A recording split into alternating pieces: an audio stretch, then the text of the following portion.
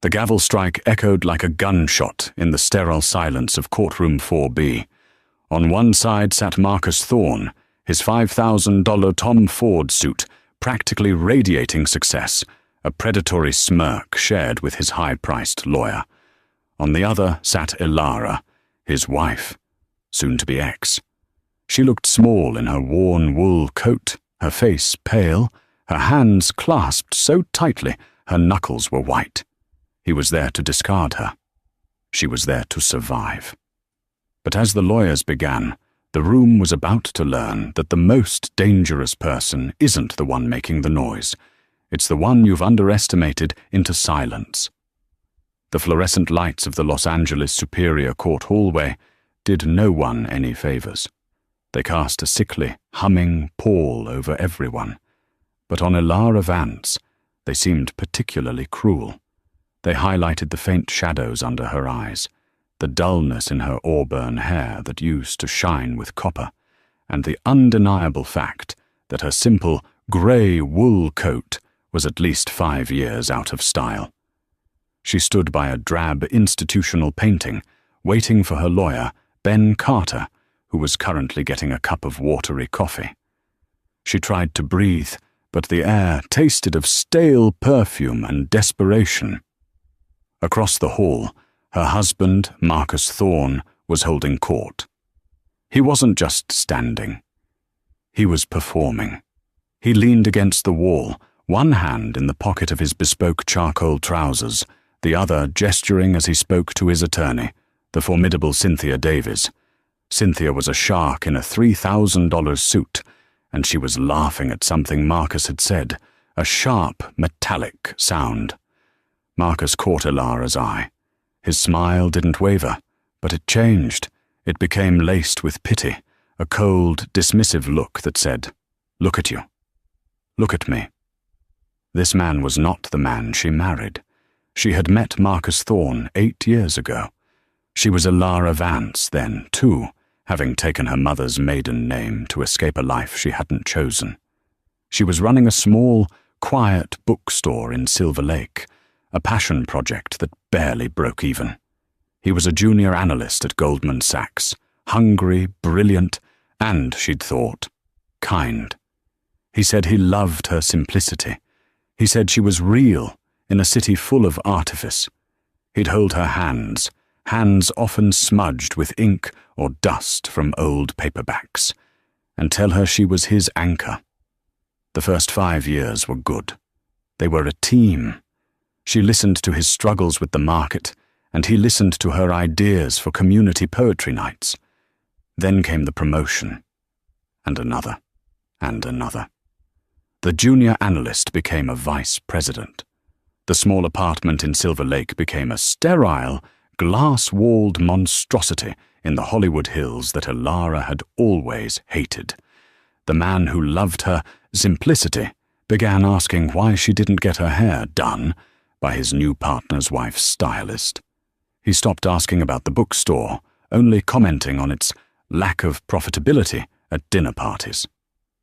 Elara's little hobby, he'd call it, with an indulgent chuckle, as he poured another glass of $800 Cabernet for his new, shiny friends.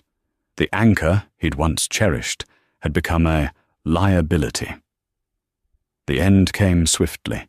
His name was Marcus Thorne, and he was a man who hated liabilities. The final straw, he claimed, was her refusal to network and play the game. The real reason had a name: Chloe Sterling, a 25-year-old heiress to a small hotel chain with a perfect nose and an Instagram following in the millions. Elara had found their texts, graphic and dismissive, filled with jokes at her expense. "He's just so beige," Chloe had texted. "Don't worry, the beige is being painted over," Marcus had replied. When she confronted him, there was no remorse, just irritation. "Elara, let's be adults," he'd said, adjusting his new Cartier cufflinks. "This isn't working. It hasn't been working. I've been carrying this marriage for years. You contribute nothing." "Nothing?" she'd whispered, the walls of the glass house seeming to press in on her. I made this a home. I supported you. Supported me by running a failing bookstore. Elara, I'm a VP. I need a partner, not a charity case. He had already drawn up the papers. He wanted her out, fast and clean. He offered her a one-time settlement of $50,000. It's generous, he'd said, as if bestowing a great gift. It'll be enough for you to get a new apartment, maybe buy some new sweaters. Just sign and we can all move on. She didn't sign. Not because of the money. She didn't want his money. It was the principle. It was the word generous. It was the casual cruelty of a man she had loved. So he'd taken her to court. He was going to have her declared a non-contributing spouse.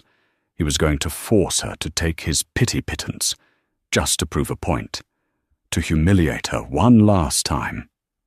Ms. Vance, Ben Carter, her lawyer, touched her arm.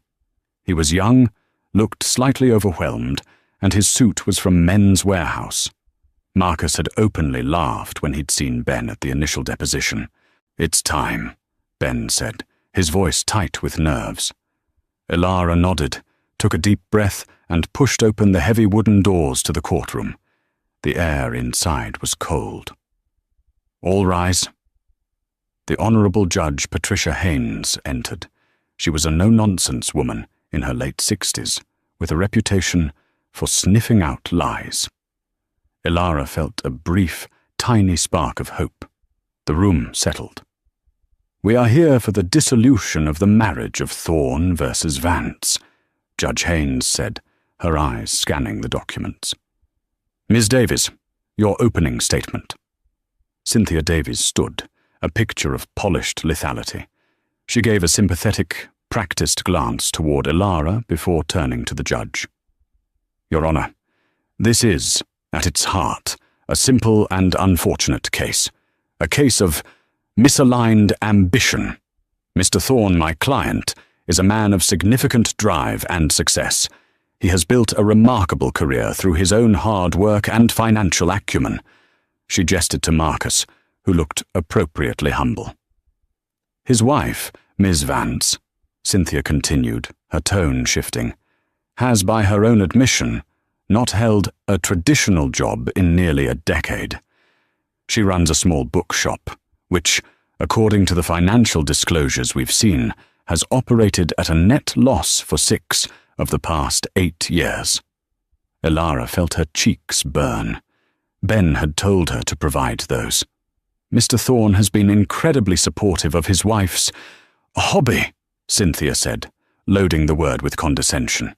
"He has funded this venture, funded her lifestyle and, in essence, funded her entire life while he worked 80-hour weeks. Now, upon requesting a divorce, Ms. Vance, who brought no assets into this marriage, is refusing a settlement offer that can only be described as profoundly generous." Cynthia paced. She is, in effect, seeking to be paid a large sum for having contributed. "Nothing. Objection," Ben Carter said, rising weakly. "Contribution isn't just financial. My client—" "To what, Mr. Carter?" Cynthia cut him off. "She didn't raise children. She didn't host the networking events critical to Mr. Thorne's career. In fact, she actively avoided them. She did not, by any metric, function as a partner. She was a passenger. And now she wants to be paid as if she were the pilot." Cynthia smiled, a tight, thin-lipped expression. "Mr. Thorne is willing to honor his generous offer of $50,000, but we will not be held hostage by a spouse who suddenly believes her lack of ambition is a commodity. We believe the court will agree that this settlement is more than fair." Cynthia sat down. The silence was deafening. Marcus adjusted his tie, smirking. Judge Haynes looked at Elara. "Miss Vance, this is a small amount, given the declared income of your husband, but Miss Davies does bring up a valid point about contribution. Mr. Carter, what is your client's position?" Ben Carter stood.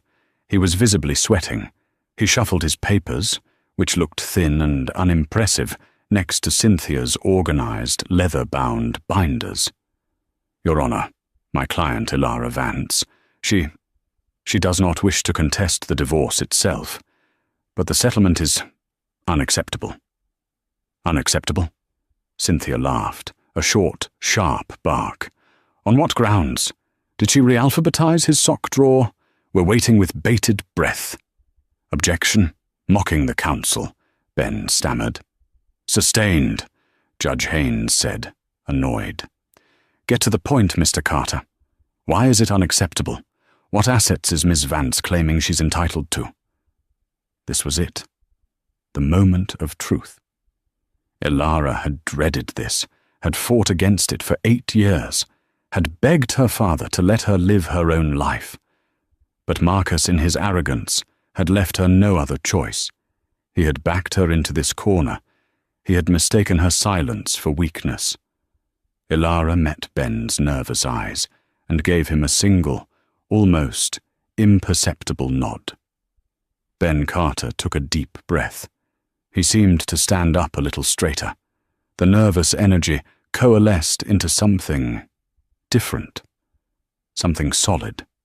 Your Honor, Ben began, his voice clear and suddenly void of its earlier tremor. The settlement is unacceptable because Ms. Davies's entire premise is wrong. Wrong how? The judge asked. She stated, Ben said, that my client, Miss Vance, brought no assets into this marriage. That is a demonstrably and frankly, massively false statement. Marcus literally scoffed. Oh, here we go. The emotional support argument. Mr. Thorne, be quiet, the judge snapped. Explain, Mr. Carter.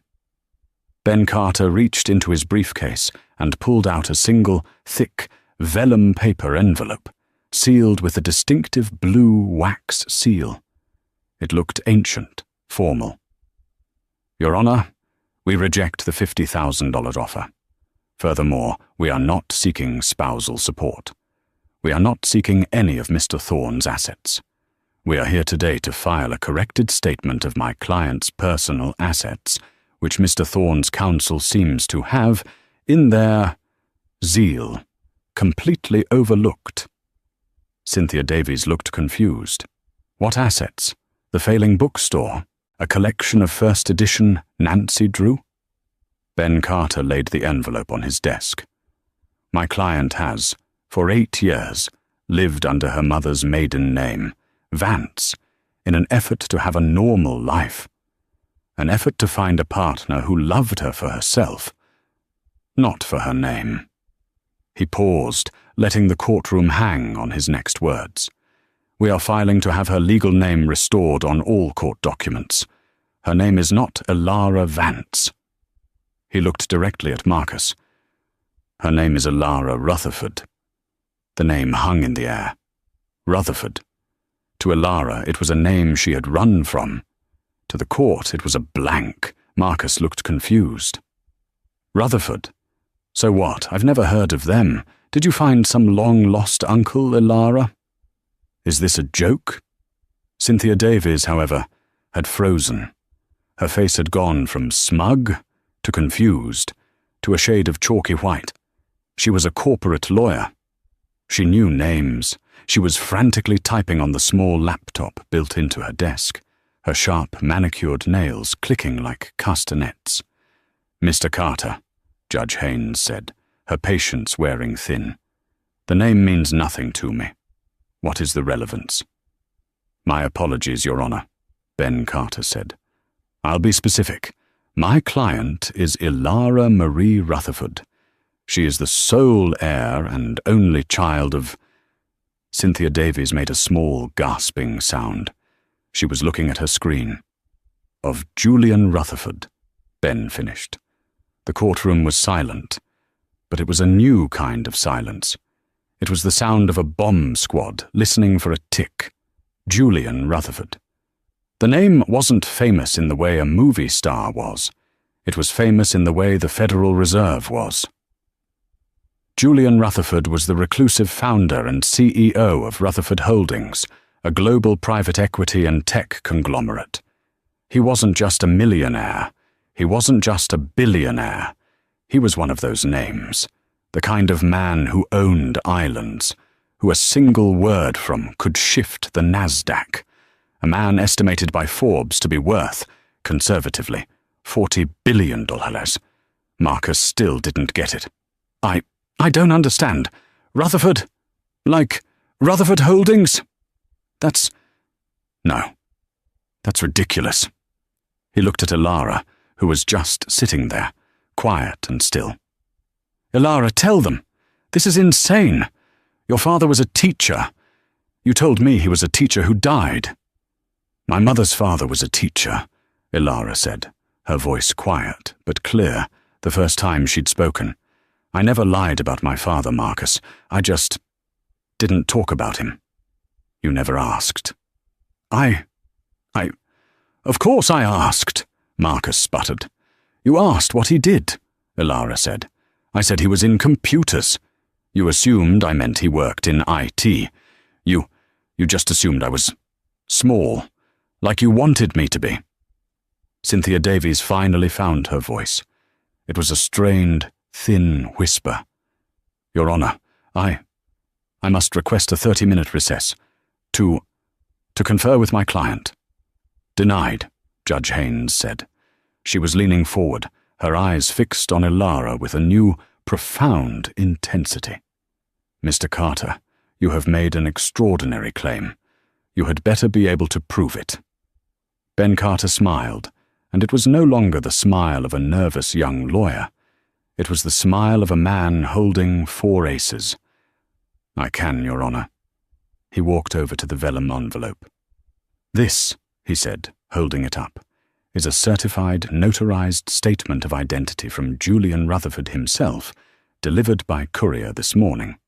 And this, he pulled out a thick, bound document, is a preliminary, redacted statement of Ms. Rutherford's personal assets. He handed a copy to the judge and one to a stunned, frozen Cynthia Davies. If you'll turn to page 3, Ms. Davies, Ben said, you'll see a list of my client's personal holdings, held in a blind trust under the name E. Vance for the last 10 years. This trust, I should note, was not created by Mr. Thorne, but was, in fact, created by my client's father as a starter fund when she decided to leave home. Cynthia's hands were shaking as she turned the page. You'll note the primary asset in the trust, Ben continued, his voice echoing in the stunned room, is a non-voting share block in Rutherford Holdings. Its current market value, as of 9 a.m. this morning, is approximately $940 million. A reporter in the back, who had been half asleep covering minor divorces, let out a strangled cough. This, of course, Ben said, does not include her primary inheritance, which is substantially larger. The silence was broken by Marcus. It wasn't a word. It was a sound, a high-pitched, strangled, "Hey!" 900 million? Cynthia whispered, reading the paper. This is premarital. Correct, Ben said. My client is seeking nothing from Mr. Thorne. As you can see, she has no need for his generous $50,000. In fact, her failing bookstore. It's listed on page 5. It's wholly owned by the trust. It was never meant to make a profit. It's a passion project. Its net losses, which you so brilliantly pointed out, are what my client pays for a hobby. Much like one might pay for a yacht. The blood drained from Marcus's face. He looked at Ilara, his eyes wide with a dawning, sickening horror. It was the look of a man who had just realized he had not only shot himself in the foot, but had done so with a cannon. Your Honor, Ben Carter said, we are not here to contest Mr. Thorne's assets. We are here to correct the record, and to file a new motion. Judge Haynes, who had been reading the document, looked up. A new motion. Mr. Carter, what is this? It seems, Ben said, his voice hardening, that in his haste to divorce his penniless wife, Mr. Thorne made some clerical errors on his own financial disclosures. We have evidence, Your Honor, that Mr. X. Thorne is not, in fact, the highly successful man he presents himself to be. Objection! Cynthia shrieked, finding her voice. Relevance! This is a targeted attack. This is billionaire bullying. It's not bullying, Ms. Davies, Ben said. It's discovery. You came in here and mocked my client for being poor. You painted a picture of a failed woman. We are simply providing the full painting. And it seems Mr. Thorne is the one who's been carried all along. Judge Haynes, Marcus finally shouted, standing up. This is insane. She tricked me. She lied to me for 8 years. Ilara looked at him, her first spark of real, cold anger flashing in her eyes. I never lied. I lived simply. I loved you. You're the one who's been living a lie, Marcus. Recess! Judge Haynes slammed her gavel. 30 minutes, and Mr. Thorne, if you shout in my courtroom again, I will have you removed. The doors burst open. The hallway was chaos. The lone reporter was already on his phone, screaming, Get a camera crew to LA Superior, courtroom 4B. I don't care. The Rutherford heiress just showed up in a divorce case. Yeah, that Rutherford. The 30-minute recess felt like a lifetime. Marcus had stumbled into a private conference room, Cynthia Davies at his heels. You idiot! Cynthia hissed. The second the door was closed, her professional mask was gone. She was terrified. Me! Marcus shrieked, his voice cracking. How was I supposed to know? She bought her clothes at Gap. She drove a 10-year-old Subaru. Her big splurge was buying organic kale. Did it never occur to you to ask why she was so unbothered? Cynthia paced, yanking at her hair. She ran a failing bookstore for a decade and wasn't stressed. She had no need to be ambitious. It's the classic sign of old money, or, in this case, terrifying new money. She told me her father was dead. She told you her father's father was a teacher, Cynthia snapped. She let you believe what you wanted to believe. You were so busy looking down on her, you never once thought to look up. Marcus sank into a chair, his face in his hands. The $5,000 suit felt like a lead blanket. His entire life, his new life, was flashing before his eyes. Chloe, the house, the deal he was structuring. This is bad, Cynthia, he muttered. This is really bad. Bad, she laughed, a hysterical, sharp sound. Marcus, we just publicly mocked a woman worth, at minimum, 10 figures. We called her a passenger and a charity case in a court of record. We didn't just lose the case. We've poked a dragon. So what? So she's rich. It's premarital. She can't touch me. The divorce is still clean. Cynthia stopped pacing and stared at him. Is it, Marcus? Is it clean? What do you mean? That lawyer, Carter, he's not some public defender. He knew exactly what he was doing. He let me walk right into that trap. He talked about your financial disclosures. Marcus, you told me you were solid. You told me the SEC probe was nothing. You told me the debt on the house was under control. Were you lying to me?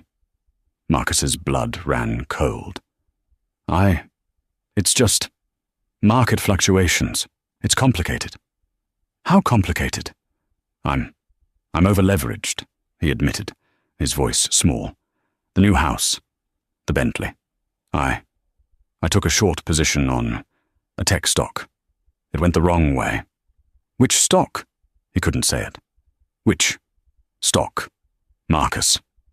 Rutherford Holdings, he whispered. Cynthia Davies actually stumbled. She leaned against the wall for support. You shorted your wife's father's company? I didn't know it was her father's. I thought it was overvalued. I needed a big win to cover the debts before the divorce settled, before Chloe's father ran my books. I'm down. I'm down $4 million, Cynthia. I'm wiped out. I was counting on this house, to get me back on my feet. Cynthia just stared, her mouth open. The house that she's been paying the mortgage on. What? Didn't you read the brief? Her lawyer just said, "Oh God, Marcus, you're not just broke, you're a fraud." I am not. You submitted a financial statement to this court, claiming a net worth of $8 million, but you're $4 million in debt. That is perjury. And the SEC probe, what was that really about? Marcus was silent. "Oh, you are going to jail," Cynthia whispered. "And I'm done. I can't represent you. This is a conflict of interest. I'm withdrawing. You can't leave me." "Watch me," she said, grabbing her briefcase. "You lied to me. You lied to the court. You are the dumbest smart man I have ever met." She walked out of the room, leaving him alone. Meanwhile, in the hallway, Ilara was on her own phone. The commotion was a dull roar around her. "Yes, I'm fine. He reacted just as you said he would." A deep, cultured voice replied on the other end. "He is an insect, Ilara. A small, loud insect. You swatted it. Are you ready for the next part?" I don't know, Dad," she whispered. "Ilara." Julian Rutherford's voice softened. "For 8 years, I have respected your wish for anonymity. I sent Ben to you years ago, just to keep an eye on things, to make sure your bookstore's charitable status was filed correctly. When you told me you were marrying this man, I ran his file.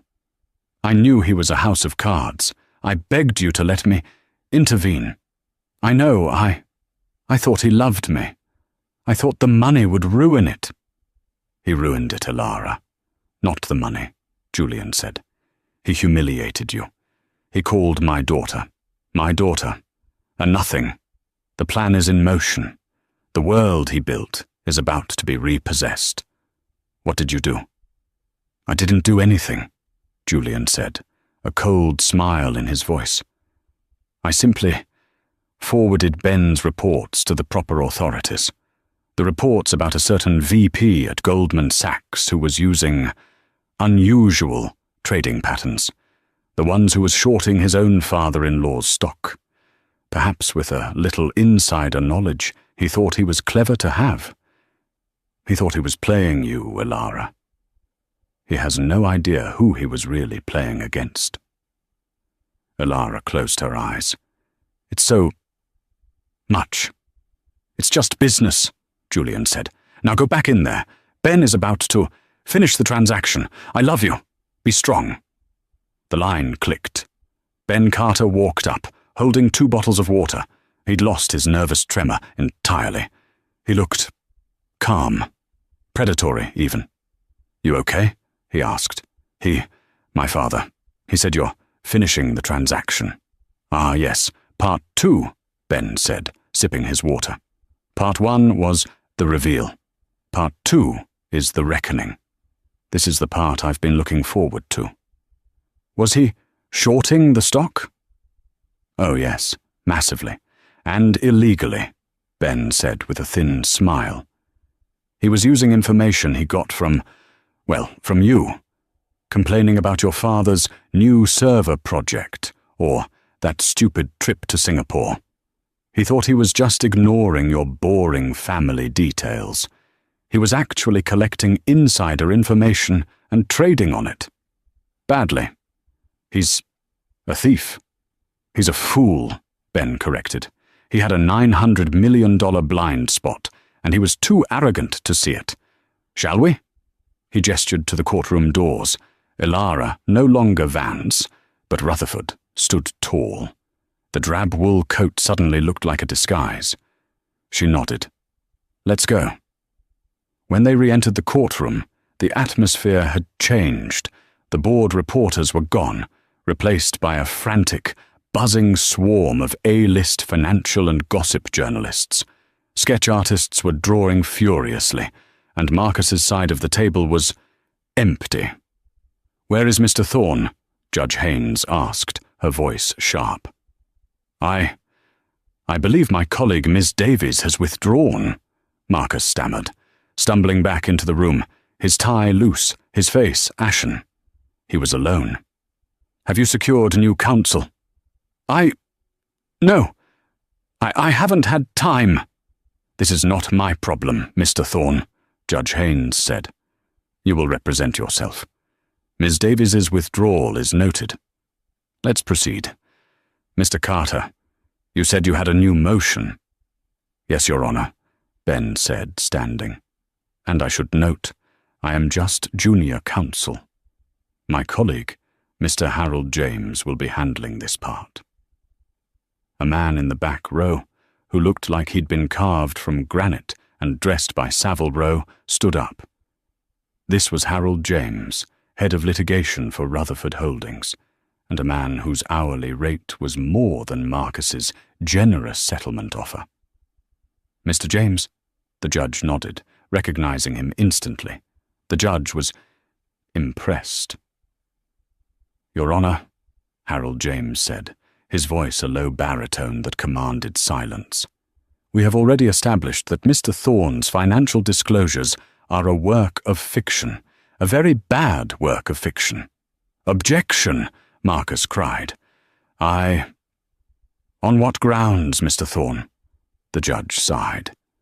"That you object to the truth?" "We are no longer concerned with the divorce," Harold said. "Ms. Rutherford agrees to a no-fault dissolution, effective immediately. She asks for nothing. Not the house, not the cars, not the art. He can have it all." Marcus stared, blinking. Was he winning? "Instead," Harold continued, "we are filing a civil suit, right now, in this court." He handed a new, phone book-thick document to the bailiff, who served it to a trembling Marcus. "This is a suit for fraud," Harold said. "For the past 2 years, Mr. Thorne, believing his wife to be a charity case, has been systematically, and we believe criminally, siphoning funds from a joint household account." "That's a lie," Marcus said. "I put money in that account." "Our records show you did," Harold agreed pleasantly. "You deposited your paycheck, but you also made withdrawals for the lease on your Bentley Continental. For the $80,000 Panerai watch, you bought your mistress, Miss Sterling. For the down payment on the new house, the one you told my client was a company bonus. It was a joint account." "It was," Harold agreed. "But you seem to have missed the source of its funds. You see, when Mr. Thorne's deposits weren't enough to cover his extravagant lifestyle, our client, Ms. Rutherford, would top it up. She didn't want the man she loved to be embarrassed.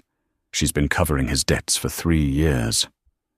The room was utterly silent.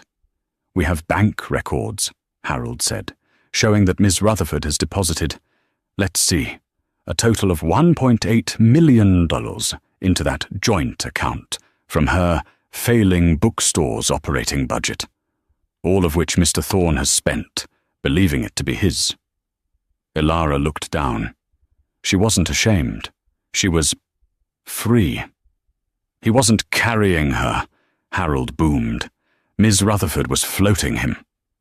She was the only thing standing between this man and total financial ruin. His mockery of her, his public humiliation, was not just cruel, it was fraudulent. He misrepresented his finances to her and to this court, all while spending her money.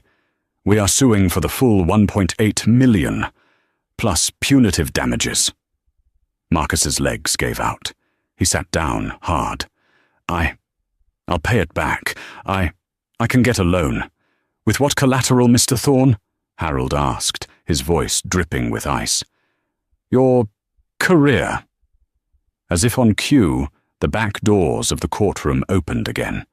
This time it wasn't lawyers. It was two men in dark blue suits with SEC on their windbreakers, and a very stern-looking woman. "Marcus Thorne," the woman said. Marcus's head snapped up. "I am Special Agent DeLuca with the Securities and Exchange Commission, in conjunction with the U.S. Attorney's Office. You are being detained, pending an investigation into, let's see, insider trading, securities fraud, and wire fraud." "Insider trading?" Marcus whispered. "But I lost money." "Yes," Agent DeLuca said. "We've noticed. You're a terrible insider trader. But it's the attempt, not the execution, that's the crime. You shorted Rutherford Holdings based on non-public information. Information you acquired from your wife, who you also defrauded. You, sir, have hit the criminal jackpot." They moved to him, one of them pulling out handcuffs. Marcus looked, truly looked, at Ilara. His face was a mask of confusion, terror, and, for the first time, respect. He had been so busy playing checkers, he didn't realize he was at a 3D chess tournament, and he wasn't even a player. He was the board. "Ilara," he pleaded. "Ilara, please, tell them it's a misunderstanding. I love you. I always loved you.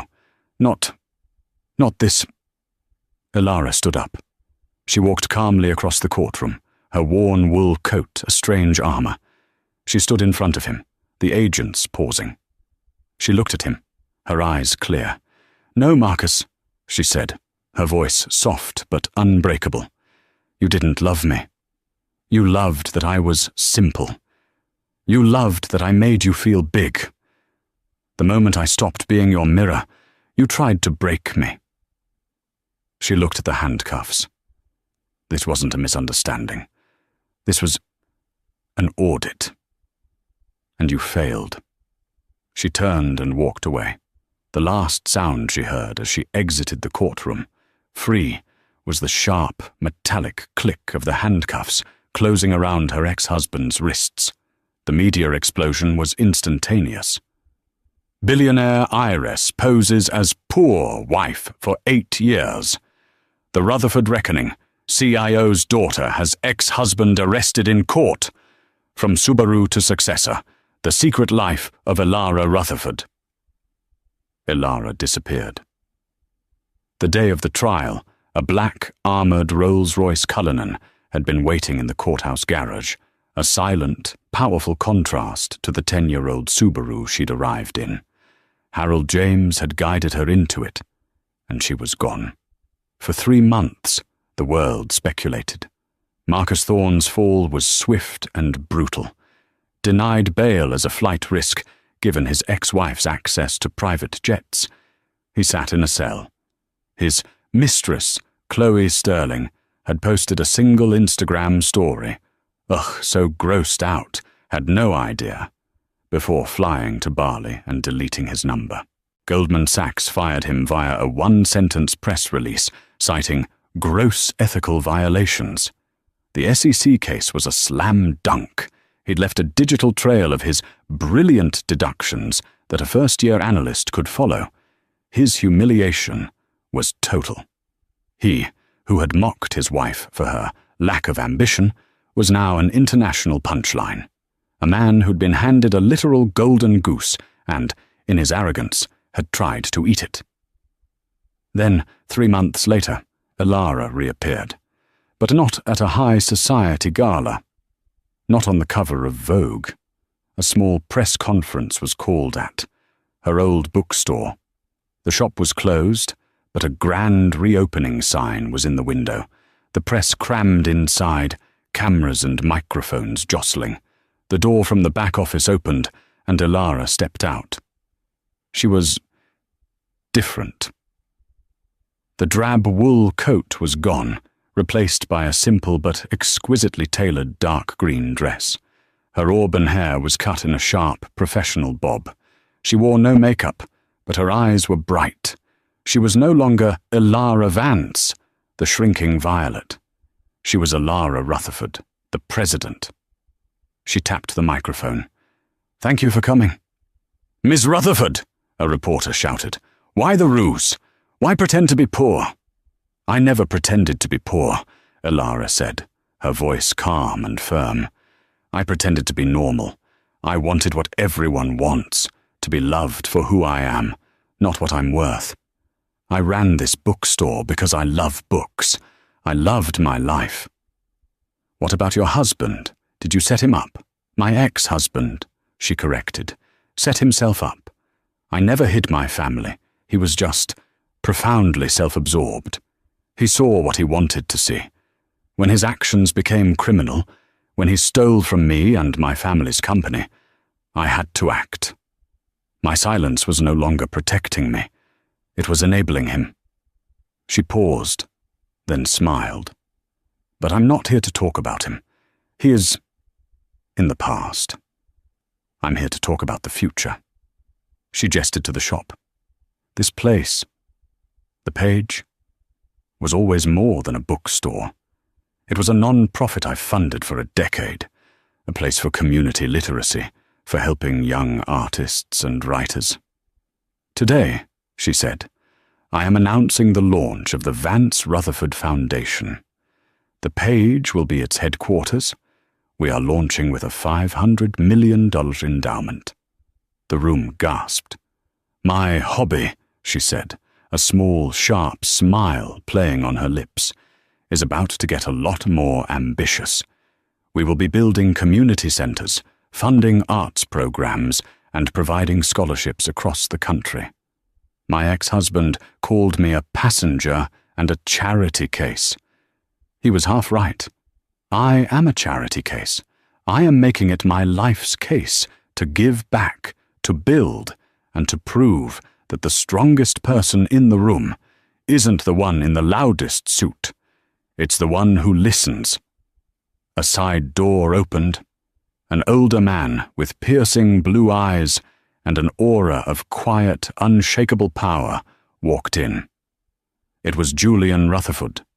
He walked to his daughter and put a hand on her shoulder. It was the first time they had been photographed together in 15 years. "I just wanted to say," Julian said, his voice gravelly, "that I have never been more proud of my daughter. She tried to build a small life, and a small man ruined it. So now, she's going to build a better one." Elara looked out at the cameras, not with fear, but with purpose. She was no longer hiding. She was home. 1 year later, the name Elara Rutherford meant something entirely different. The Vance Rutherford Foundation headquarters didn't scrape the sky. It was a reclaimed 1920s brick and steel warehouse in the Arts District, a place that had been built to make things. Inside, it was a soaring cathedral of exposed beams, warm mahogany, and shelves upon shelves of books. It was part university library, part tech incubator, part art gallery. It was, in every conceivable way, the precise opposite of Marcus's cold, glass and marble mausoleum in the hills. Elara stood at the head of a massive, reclaimed wood table. She was no longer in a drab wool coat, nor was she in the glittering armor of high fashion. She wore a simple, navy blue cashmere dress, and her auburn hair was pulled back. She looked, simply, like herself. "And so," she was saying, her voice quiet but carrying in the acoustically perfect room, "the literacy program for the foster care system is approved. The full $15 million budget. I want it running in 6 months." A man in a suit at the end of the table, a transplant from her father's board, cleared his throat. "Elara, with respect, $15 million is aggressive. The projections for measurable return on investment." "My first bookstore," Elara cut in, her voice polite but razor-sharp, "never made a profit. It cost me about $50,000 a year to run. In those 10 years, it gave 400 children a safe place to read after school. It gave 3 aspiring poets their first public reading. It gave an elderly community a place to gather. Profit is easy, Mr. Henderson. Purpose is hard. We are in the hard business. The budget is approved. The man nodded, chastened. Yes, Miss Rutherford. Thank you, everyone, Ilara said, closing her leather-bound portfolio. The board filed out, a mix of old guard finance types and new guard community activists, all of them held in her orbit. Her assistant, Maya, a whip-smart 22-year-old and the first recipient of the Foundation's New Pages Scholarship, leaned in. Ma'am, that was... wow. It was just a meeting, Maya, Ilara smiled. No, it's just... I read the transcripts from that day. It's hard to believe you're the same person. I am, Ilara said, looking out the window at the bustling courtyard. I just have a different budget. As she spoke, she glanced at a small, muted television in the corner of her office, a relic from the old bookstore she'd kept. It was on a financial network. A Where Are They Now segment was playing. And in our Fallen Titans segment, the anchor said, we look at Marcus Thorne. The screen split. On one side, a photo of Marcus at a gala, radiating success in his Tom Ford suit, his arm around a smiling Chloe Sterling. On the other, a grainy recent photo taken through a chain-link fence. It showed a man in a pale grey prison jumpsuit, his hair buzzed, his face gaunt and sallow. The predatory smirk was gone, replaced by a dull, vacant stare. Thorne, who famously pled guilty to securities fraud and perjury after his billionaire heiress wife exposed him in court, is 1 year into his 7-year sentence at a minimum security facility in Taft, the anchor read. His assets, including a multi-million-dollar Hollywood Hills home and a fleet of luxury cars, were seized and auctioned. In a final irony, the infamous Glass House was purchased by a tech startup and converted into a hustle house, a shared living space for young entrepreneurs. A bitter end for the man who accused his wife of having no ambition. Ilara watched, her expression unreadable. She felt nothing. Not pity. Not triumph. It was like looking at a story about a stranger, a badly written character from a book she'd finished long ago. Maya, she said, turning away. Can you get me the file on the... Ma'am? Maya interrupted, her voice suddenly tight with nervousness. I'm sorry to interrupt. There's someone here to see you. She doesn't have an appointment. I'm not available for walk-ins, you know that. I know, Maya said, swallowing. It's a Ms. Cynthia Davies. Ilara froze. The name hung in the air, heavy with the ghosts of the courtroom, of mockery and humiliation. A passenger. A charity case. She contributed. Nothing. Ilara took a deep breath, smoothing the front of her dress. The old Ilara would have hidden. The old Ilara would have had Maya make an excuse. Send her in, Ilara said. Cynthia Davies stood in the doorway, and the change was staggering. The razor-sharp, shark-like aura was gone.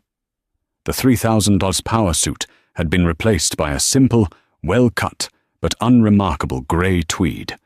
Her hair wasn't a severe, lacquered helmet. It was softer, framing a face that looked human and profoundly tired. She clutched a leather satchel to her chest like a shield. Ms. Rutherford, Cynthia said, her voice lacking all its former boardroom killing power. It was just a voice. Ilara, thank you for seeing me. Ms. Davies, Ilara replied, her tone neutral. She did not sit. She did not invite Cynthia to sit. She waited. I know this is unexpected, Cynthia began, her eyes darting around the magnificent office, a space that spoke more of character and purpose than any bank statement. I'm not here to ask for anything. I'm not a threat. I'm not anything. She took a shaky breath. My firm. My old firm. They let me go the day after the trial. The day after. It wasn't just bad optics, as they said. It was, I had become a joke. You don't just miss a Rutherford. You don't mock a 10-figure heiress in open court and keep your credibility. I was toxic, Cynthia continued, her voice cracking. But she pushed on. I was the lawyer who missed the billion-dollar wife. No one would hire me. No one would even take my calls. I spent 20 years building a reputation as the sharpest woman in LA. And you and that wool coat, you destroyed it in 20 minutes. Ilara said nothing, just watched her. This wasn't an apology yet. It was still a complaint. Cynthia seemed to realize this. She looked down at her hands. But that's not why I'm here. I lost my career. I lost my apartment. I lost myself. And for 6 months, I hated you. I hated you for your trick. For hiding. For letting him walk into that trap. And then, Cynthia said, finally looking up, her eyes bright with unshed tears, I was forced to be quiet. For the first time in my life, I wasn't talking. I was just thinking. And I realized I didn't hate you for tricking me. I hated you because I was the one who was blind. I was just like Marcus. Ilara's expression flickered. Oh God, Cynthia said, a bitter laugh escaping her. Not in the same way, but I looked at you, and I saw exactly what he saw. I saw a nothing, a passenger, a weak, simple woman who contributed nothing. I built my entire identity on not being that woman. I sacrificed everything to be the opposite of that, to be the shark, to be the winner. She stepped forward, her hands open. My job was to see the truth, to see the angles, and I looked right at you, and I didn't just miss you, Ilara. I dismissed you. I used every ounce of my power to try and crush someone I thought was weaker than me. And that's not a lawyer. That's just a bully. And I am so sorry. The apology landed, genuine and raw. The silence in the room was absolute. Ilara finally walked to her desk and gestured to a chair. Please, sit, Cynthia. Cynthia almost collapsed into it. Ilara sat opposite her. I accept your apology, Ilara said, her voice soft. You were doing your job as you saw it. You were defending your client. No, Cynthia said, shaking her head. I was defending my ego. I wanted to win. I wanted to humiliate Ben, your young, nervous lawyer. I wanted to humiliate you. It was cruel, and it was, as it turns out, career suicide. So what now? Ilara asked, genuinely curious. Well, Cynthia said, a small wry smile touching her lips. When you lose everything, you're forced to rebuild, and you get to choose what materials to use. She reached into her satchel and pulled out, not a glossy, high-end folder, but a simple, cream-colored business card. She slid it across the desk. Ilara picked it up. It was printed on simple, thick cardstock. It read, Davies and Carter, LLP.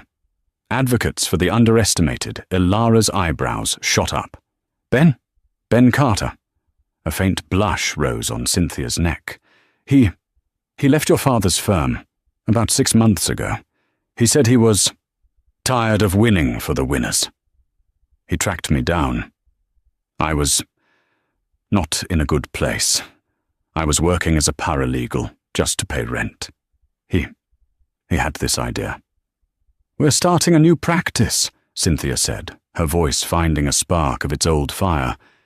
But it was a different kind of fire now. It was a hearth, not an incinerator. A non-profit, pro bono firm. We represent the women I used to mock. The ones who get told they contributed nothing. The stay-at-home mums, the partners who supported a genius for 20 years and are being left with nothing. The women who get dismissed. "We're going to find their nothing," Cynthia said, "and we're going to prove to the world that it was, in fact, everything." Ilara looked at the card, then at Cynthia. And she smiled. A real, warm smile. "You poached my lawyer." He poached me, I think," Cynthia admitted. He's a very good man. A far better lawyer than I ever gave him credit for." "He is," Ilara agreed. "He's also a terrible actor. He looked like he was going to be physically ill in that courtroom." "That part wasn't an act," Cynthia laughed. "But he told me he was just playing the part. The part you'd been playing for 8 years, the underestimated one. He said it was the most terrifying thing he'd ever done." Ilara stood up. She walked to the window, looking out over the city. "He's right, it is." She turned back. "Cynthia, I think your new firm is ambitious." She used the word with a deliberate, pointed weight. Cynthia's breath hitched. "The Vance Rutherford Foundation," Ilara continued, "has a new endowment grant for ambitious startups in the legal aid sector. Send me a proposal, a real one. I want to see the numbers." Cynthia stood up, her eyes wide. Tears were now openly streaming down her face. "Ilara, I can't. After what Ms. Davis," Ilara said, her voice kind but firm. "I believe in second chances. I believe in rebuilding. And I despise bullies. It sounds like you're about to go hunt some." "I like that." Cynthia nodded, unable to speak. She just took the hand Ilara offered. "Thank you," she whispered. "Thank you." After Cynthia left, Ilara stayed at the window. The sun was setting, painting the brick of her foundation in gold and red. She thought of the drab wool coat. She still had it, hanging in the back of her closet. A reminder. Marcus had seen her as a mirror, something to reflect his own greatness. Cynthia had seen her as a bug, something to be squashed on the way to a win. Her father, for a time, had seen her as a treasure, something to be protected and hidden. They had all been wrong. She wasn't a mirror. She wasn't a bug. She wasn't a treasure. She was an architect. She had built a small life, and a small man had tried to tear it down. So she had simply built a bigger one. She looked at her reflection in the glass, the city sprawling out behind her. She was no longer Ilara Vance, the shadow. She was no longer Ilara Rutherford, the name. She was, at last, just Ilara. And she was free. The story of Ilara Rutherford isn't just a story about money or a secret identity.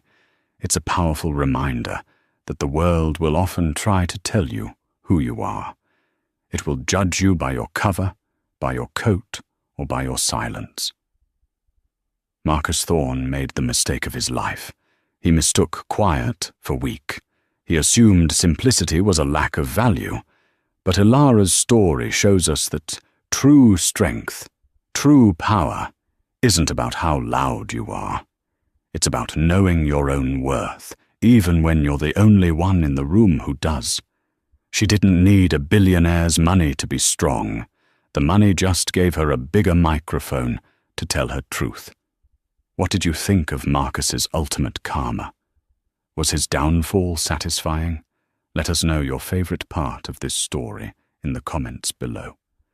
If you loved seeing Ilara get her justice, like this video and share it with someone who needs a reminder of their own hidden strength. And don't forget to subscribe to the channel for more dramatic, real-life stories just like this one.